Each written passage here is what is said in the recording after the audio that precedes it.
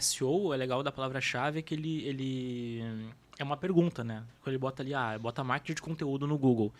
Ele está fazendo uma pergunta, né? E se tu botar marketing de conteúdo só isso, não botar nem o que é, nem como funciona, o Google vai te trazer um monte de resposta. Essas respostas é o que a maioria das pessoas está buscando para aquela pergunta, né?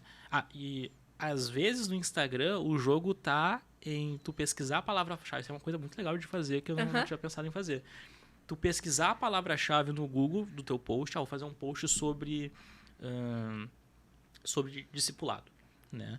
E aí eu vou jogar no Google essa palavra e vai sair lá um monte de o que é discipulado, como funciona, não sei o quê.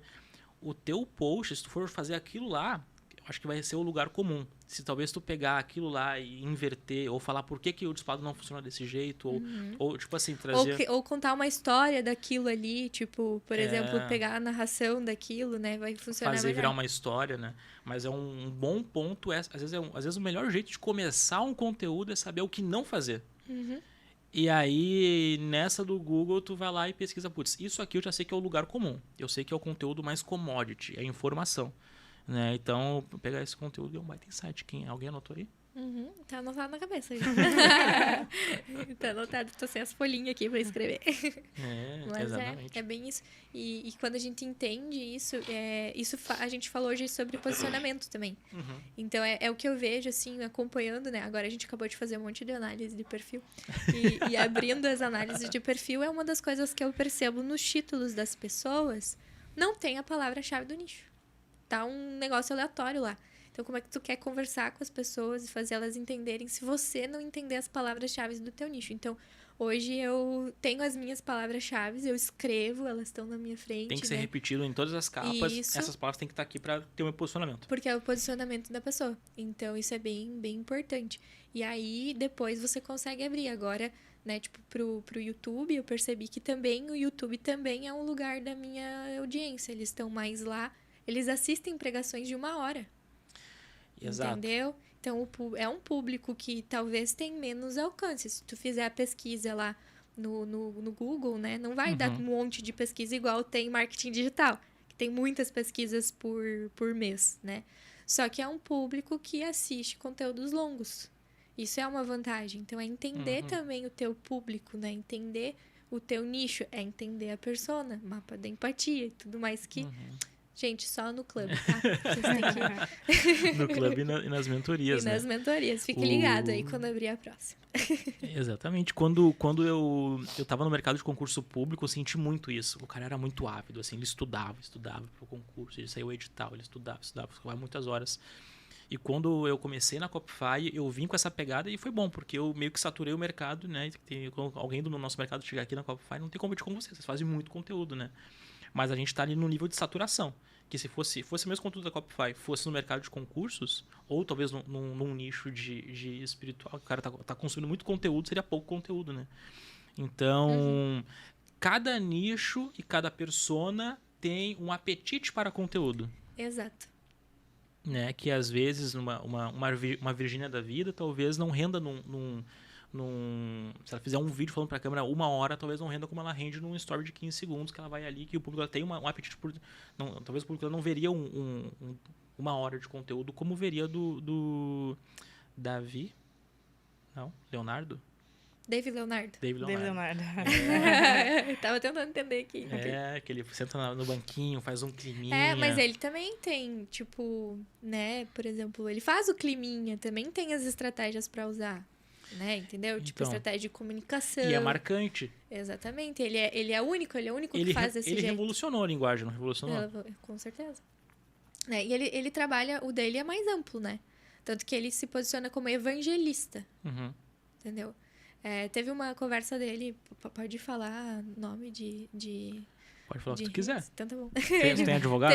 Teve uma conversa dele com o Bibo, que é o podcast que eu ouço bastante, o Bibo Talk. No Pedro Bial, né, na Globo. E aí ele falou isso, exatamente. Tipo, eles falaram um pouco a diferença dos dois. O Bibo é totalmente teológico. O Dave Leonardo, não. Ele é anticristo. Não, tô brincando. Não, mas ele não. Ele é tipo, evangelista. As mensagens dele são mais motivacionais. É mais pop, né? O do Bibo é outro público, entendeu? E eles, é bem legal a conversa deles, acho que tem no YouTube. Eles falam sobre essa diferença de públicos. É o que a gente tá falando aqui, e os dois entenderam isso, né?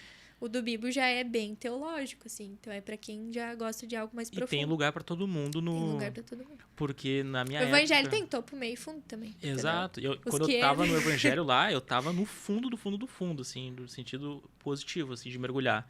Tava lá no Spurgeon, tava nos caras, assim, muito cabeça de evangelho. Eu li a Bíblia em 40 dias. E aí, desafio de leitura, de capa a capa. Mas tu leu assim, ou tu entendeu o que tu leu?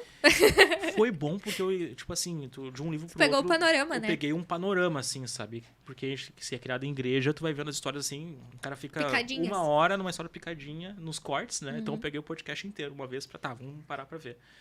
E aí, na época, minha mãe tirava a família assim, tem que fazer tal coisa, tirar a garrafa. Não, eu tô lendo, tem que terminar o cronograma. Eu tenho que terminar